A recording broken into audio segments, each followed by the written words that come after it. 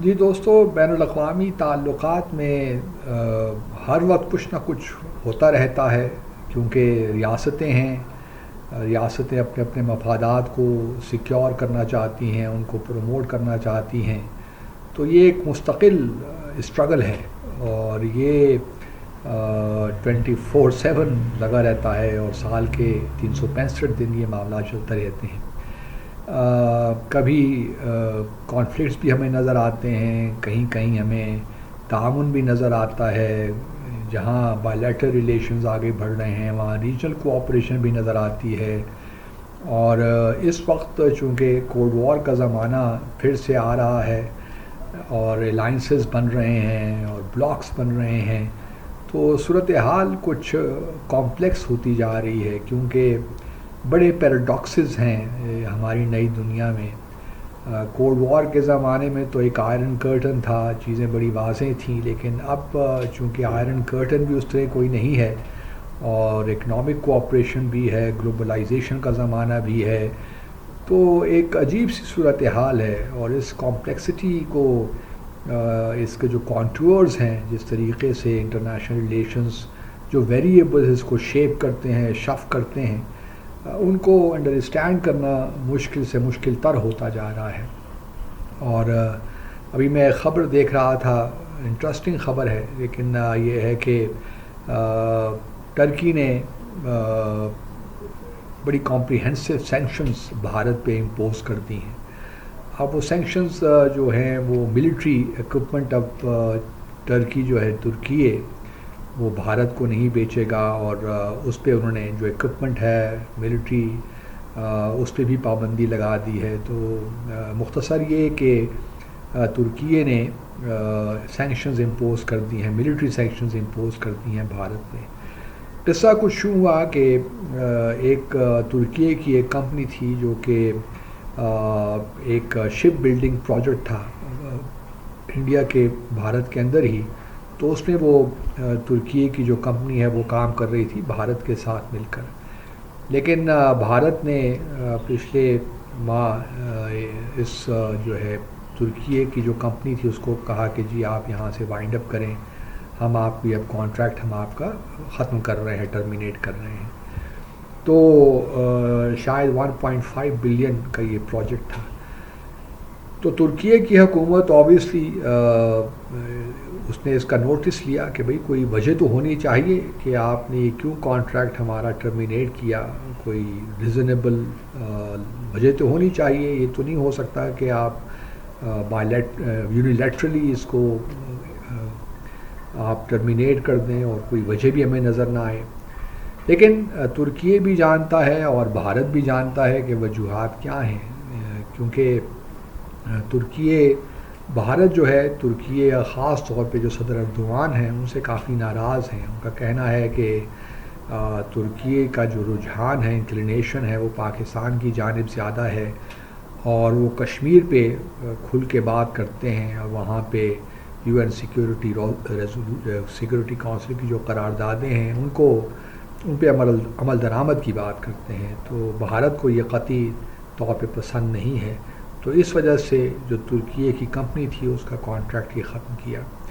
اس کے علاوہ بھی بھارت کو اگر آپ دیکھیے تو کیونکہ آذربائیجان بھی بڑا کلوز الائے ہے ترکیے کا اور پاکستان کا، اور آذربائیجان بھی مور اور لیس وہی بات کرتا ہے جو ترکیے کرتا ہے کشمیر پر، اور پاکستان کے ساتھ آذربائیجان کے بڑے اچھے تعلقات ہیں. تو جب آذربائیجان اور آرمینیا کے درمیان جنگ ہوئی نگورنو قراباخ کے اوپر، تو اس وقت بھی بھارت نے آرمینیا کو کافی اسلحہ فراہم کیا اور کافی مدد کی آرمینیا کی. اسی طرح اگر آپ دیکھیے تو بھارت سائپرس کا جو معاملہ ہے گریس اور ترکیے کے درمیان، اس میں بھی بھارت جو ہے وہ گریس کو سپورٹ کرتا ہے اور سائپرس کو سپورٹ کرتا ہے، اور جو Turkish republic of Northern Cyprus ہے اس کو وہ نہیں تسلیم کرتا. خیر بہت سے ممالک نہیں کرتے، لیکن بھارت کی بڑی واضح پالیسی ہے اس معاملے میں. تو یہ وہ تمام چیزیں ہیں جس پہ بھارت نے ریئیکٹ کیا، اور پھر صدر اردوان کو بھی ہم جانتے ہیں، وہ بھی اسی طرح ہی فورسفلی ریئیکٹ کرتے ہیں. اور وہ کسی چیز ڈپلومسی اپنی جگہ پہ، لیکن جہاں پہ پرنسپلز کی بات ہو تو پھر وہ ایکشن لینے سے گھبراتے نہیں ہیں. جس طرح ہم نے غزہ کے معاملے میں بھی دیکھا کہ غزہ کے معاملے میں بھی ترکیے نے اسرائیل کے ساتھ ساری اپنی تجارت بند کر دی. تو یہ بھی ایک بہت بڑا اقدام تھا جو باقی ممالک نہیں لے سکے. ہم تو کہتے ہی رہے کہ جو عرب دنیا ہے، خاص طور پہ جو خلیجی ممالک ہیں اور جن کے تعلقات ہیں اسرائیل کے ساتھ، وہ ختم کریں، تجارت ختم کریں، تو شاید اسرائیل پہ کوئی پریشر بڑھے، لیکن ایسا ہوتا دکھائی نہیں دے رہا. تو ترکیے نے ایک پوزیشن لی. اور پھر مودی صاحب بھی کیونکہ تھوڑے سے ہیں تو ایموشنل، گو کہ وہ بھی اپنا میسج تو دے دیتے ہیں ان دا سینس کہ مثال کے طور پر 2019 میں ان کا ایک ترکیے کا وزٹ ہونے جا رہا تھا، اور اس میں جو وزٹ تھا اس میں سعودی عرب اور ترکیے دونوں شامل تھے. ان کا یہ ایک ٹور تھا، تو وہ وزٹ انہوں نے کینسل کر دیا اور وہ سعودی عرب صرف ہو کے آ گئے.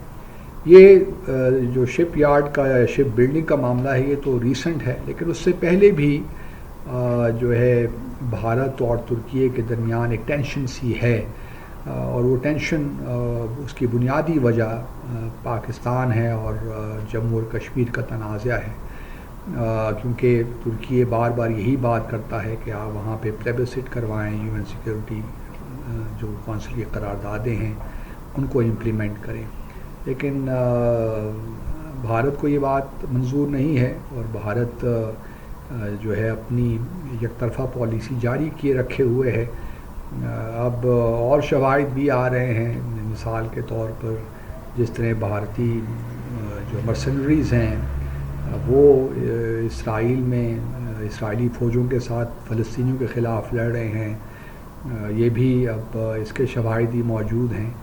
تو بھارت نے یوں کہا جا سکتا ہے کہ جو اس کی اکنامک ایک لحاظ سے پروگرس ہے اس کو اس نے استعمال کیا ہے کہ وہ امپیونٹی کے ساتھ مختلف کانفلکٹس میں دونوں طرف کھیلے.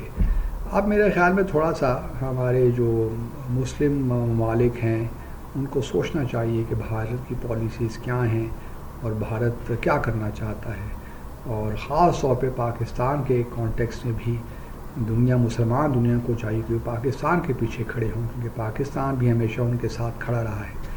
تو یہی چیزیں ہیں. بہرحال بین الاقوامی تعلقات میں اتار چڑھاؤ آتے رہتے ہیں، لیکن یہ ترکیے نے جو سینکشنز امپوز کی ہیں، I would like to commend Turkey for that. Thank you very much.